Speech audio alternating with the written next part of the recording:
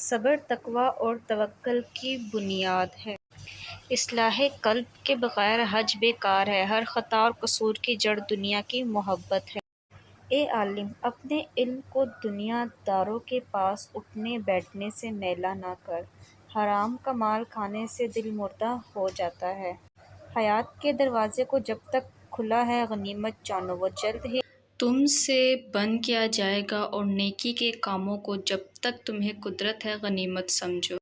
دنیا سے کٹنے کے بعد خدا کے حضور میں رسائی حاصل ہوتی ہے۔ بیوی بچوں کے لیے روزی کماؤ اور اپنے لیے اللہ سے دعا مانگو۔ خاندان کی پرورش تعلیمات اسلامیہ کی روشنی میں کر۔ اہل مجلس کو ادب سے جان، مجلس کو مت بھول، کیونکہ محسن راز خدا ہے۔ لالچی مال جمع کرنے سے کبھی سیر نہیں ہوتا۔